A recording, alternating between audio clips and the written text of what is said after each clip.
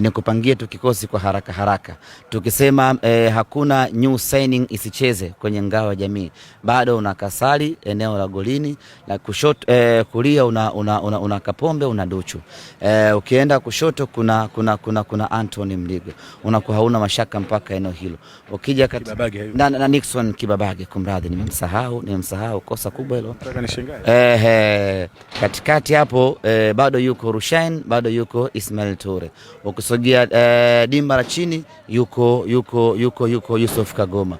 Ukisogea mbele kidogo unamkuta Maema, unamkuta Loemba. Mbele yao kidogo unamkuta Mwamba Lusaka. Kushoto unamkuta Anicet Oura, kulia unamkuta Elim Panzo. Katikati hapo basi ameuzwa. Basi nimemtaja kulia. Umesema kulia Oura, umesema kushoto Oura, kulia Mpanzo. Aha. Kushoto Oura, kulia Libase Geye, anasimama Force 9 Elim Panzo. Hiyo ndiyo timu ambayo ilifanya vizuri kwenye mechi zetu zote za msimu uliopita dhidi ya mpinzani wetu. Tukisema tusifanye mabadiliko yoyote ya kuingiza wachezaji wapya, manake wale waliopita peke yake wana uwezo wa kututoa kimasomaso. Kati ya kikosi chako Chama umemsahau.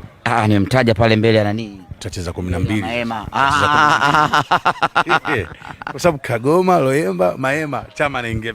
Sasa nilikuwa nataja timu nzima tuliokuwa nayo. Hapo sawa.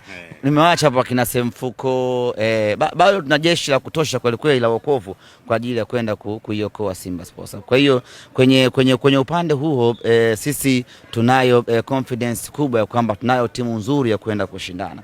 Lakini kama haitoshi, sasa yapo maingizo mapya ambao tumeyafanya. Tunaamini kwa ubora wao hawa wachezaji wapya watakuja kuongeza chachu kubwa ya kiushindani. Selemani Mwalimu tulikuwa tunamhitaji, na of course tulishazungumza naye tukakubaliana nao, na Wydad wenyewe tulizungumza nao tukakubaliana nao. Mabadiliko ambayo yalitokea kwa upande wa Wydad ndio ambayo yakapelekea jambo kutokea sintofahamu, lakini kwa kuwa tulikuwa tunafahamu ya kwamba tuko kwenye mstari sahihi, tulifahamu ya kwamba tungempata tu Selemani, otherwise wangechaga wenyewe Wydad wangesema wanabaki naye, lakini haikuwa rahisi kwa sababu iko klabu iliyokuwa ikipenya chini kwa chini huko kuwashawishi Wydad wampate Selemani Mwalimu. Yes. Wao ndo walikuwa wakishupalia wakiendelea kuchonjea na wenyewe wakipeleka ofa huku na huku, lakini msimamo wa Selemani Mwalimu ilikuwa either baki Wydad ama kama ni kwa mkopo basi option yake ikawa ni Simba. Kwa wale ambao walikuwa wanamnyemelea Selemani Mwalimu wakajikuta wanagonga za uso, kwa sababu tayari mchezaji alishachukua upande, na baada ya mazungumzo ya hapa na pale hatimaye Wydad wakakubali kuendelea kufanya biashara na Simba. Amechelewa tu kupata ndege, lakini tayari hivi sasa yuko angani. Kesho anajiunga na wenzie, tukiendelea na maandalizi ya mechi zinazofuata.